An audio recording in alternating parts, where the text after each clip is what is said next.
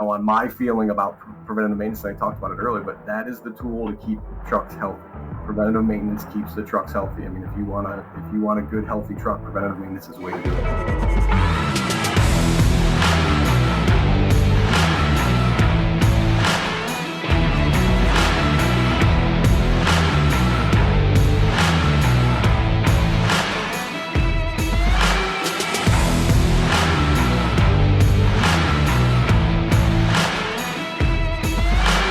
Hi, everyone. This is Tom Weirs with the Trucks Roll Podcast. We're bringing you part 3 today with Kurt Dunn from Pitt, Ohio. Today, we're going to be talking to you about the future of truck technology and technician training. So, Kurt, one of the things I want to talk to you about is, as you look to the future, I've been telling my team that we're going to see more change in the next 10 years than we have in the last 30. So I wanted to get your perspective on that, and what you see as the future and how is that going to change the maintenance business and just maybe even the transportation side of it in general. Absolutely. I agree. I think we have a lot of changes coming in the next 10 years. Some of the changes that we've seen and some of the challenges we've already faced talking about PMs is our CNG trucks here in Pittsburgh. We have 23 natural gas trucks based here in Pittsburgh, Class 8s, and they come with their own PM challenges that we've had to kind of work through and to learn about. So, and I really feel like that's just kind of the tip of the iceberg when we talk about some of this zero-emission alternative fuel technology, because they still function like a diesel truck. They still function like a diesel engine. As we start talking about BEVs and electric power and hydrogen fuel cells and some of the stuff that's out there, this is stuff we've never seen. I mean, I don't know how to maintain some of this stuff. I'm not sure if there's many people in the industry that do. And really, that's a time point when you're going to have to work with your OEM or your dealership. Yeah, it's a little scary. I remember to think about, because I was at the international dealer meeting, and this was a topic for the dealers, and one of them who runs a large organization was saying, we're thinking about our future dealership construction and how many service bays we're going to need, because with electric vehicles, there are 60% fewer components. I've heard that number thrown around. And we probably don't need as much service capacity or service bays for electric, vehicles going forward. So it's, to your point, the maintenance, it's all unknown. And for a guy my age, the unknown in the future is a little scary. But so when do you think this is coming? Do you have any idea when the world is going to change on us and we're not going to be having any diesel powered trucks anymore? Well, I think they're going to be around for a while. I mean, I do. I see BEVs, ZEVs getting a lot of traction and really, you're going to start seeing them move into your fleets and you're going to start seeing a lot of buzz around them. And I definitely think they're real.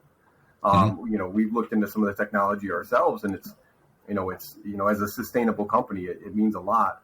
But there is some hurdles. There's a lot of hurdles, a lot of challenges. I mean, this is a truck that doesn't operate like a diesel truck. So the maintenance right now is a big question mark. I mean, I think even for a lot of the manufacturers, they don't have the data we spoke about earlier. They don't have that data of okay, we've been producing 1 million of these engines. We know exactly how long this engine can last on an average.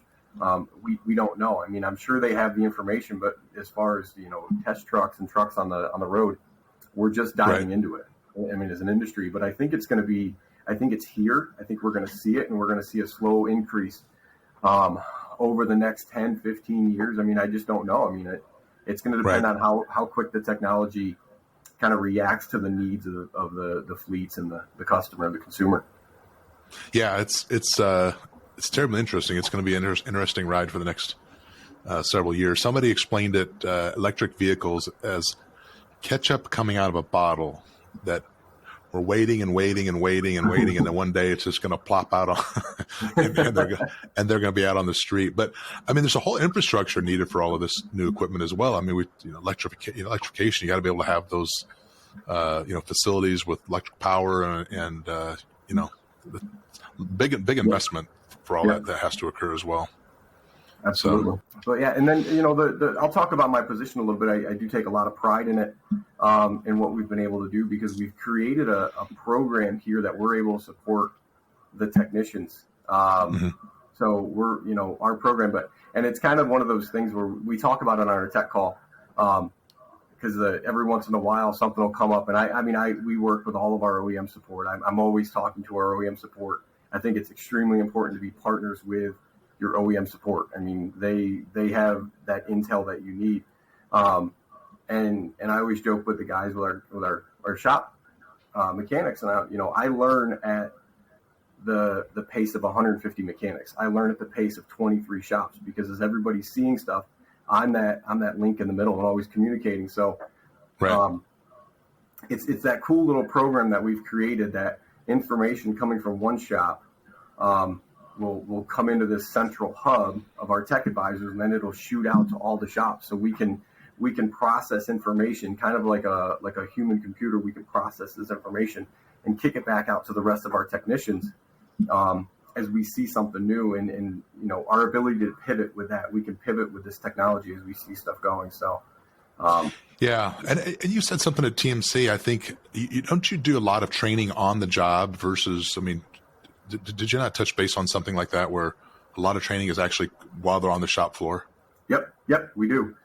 We do a lot of training. We have a supervisor of training and development who schedules in a lot of trainings into the shop, and does a great job keeping kind of OEM training and stuff going. But as tech advisors, our tech advisor team, every call is a training opportunity. So if I have a technician call me, I had a couple this morning, if I have a technician call me and say, I'm working on this, we'll walk through the whole process, and we'll connect the dots for them. We'll help them understand, okay, this, and this.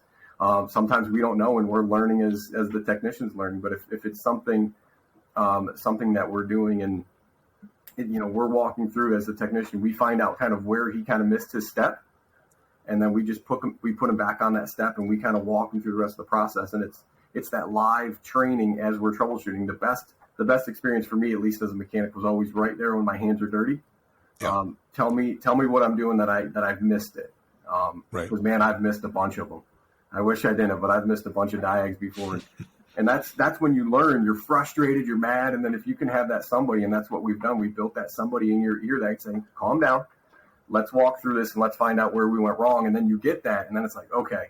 And it's usually one of those things, they'll never do it again. They've got that one in there. That's great. Now, do you have any sort of internal documentation that goes along with that as well, as your guys are learning through this? We don't. I wish we did.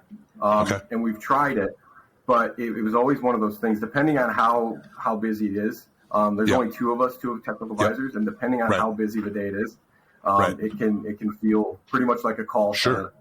Absolutely. And every time we get something started, it kind of goes. So usually it's just a notebook paper, and we jot down. We do make it a big point, though.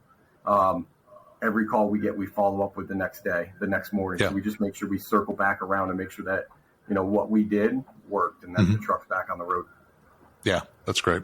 Well, you guys are doing some really cool stuff, and that's why one of the reasons I wanted to have you on the Trucks Roll podcast. Is there anything else I should be asking you now before we finish up this episode? Oh, man, I don't know. I was looking at my notes. I think we hit it pretty good. I mean, it's good to be on that podcast, talk about some stuff, kind of put some stuff out there. I know we had a great time down in TMC when we were talking and putting words in the conversation there.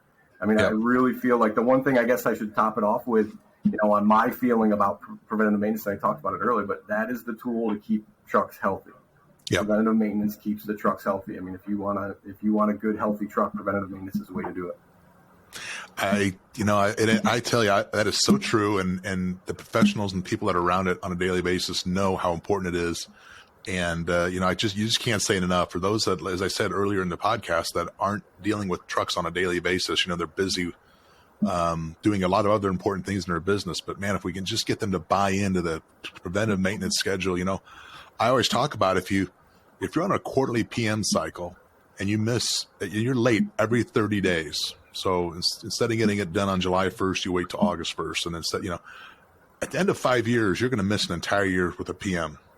Believe it or not, just by being late 30 days every time you get a PM. So it's, I think sometimes customers get tired of us calling them up, telling them to get your trucks in for a PM. They maybe think that's about a revenue for our company, but it's really about, hey, that's the most effective way to keep your trucks on the road and reduce your costs. And if your costs are low and your truck's on the road, you're probably going to be a pretty happy customer, and that's what we want. So it's great to hear that again from somebody with 2,200 power units. You know what you're talking about. You got a lot of data, you got a lot of experience, and you got a lot of satisfied customers out there that are getting their shipments on time because of the work that you're doing. So we appreciate you taking a few minutes, Kurt, and spending with us, telling us a little bit more about Pitt, Ohio. Sounds like an amazing company, and just thankful to have you represent the industry, and appreciate you being on with us for today's podcast. Tom, appreciate you having me. Hey, thanks for tuning in to Trucks Roll Podcast, and we appreciate Kurt Dunn spending time with us and teaching us about things that are going on in the industry and sharing his experiences with us. Please be on the lookout for future episodes. We're going to bring on more industry experts like Kurt to share their experiences and help us run our businesses more efficiently. Again, in the meantime, please go to weirs.com. We've got a great product offering for you, and we'd love to help you keep your trucks on the road.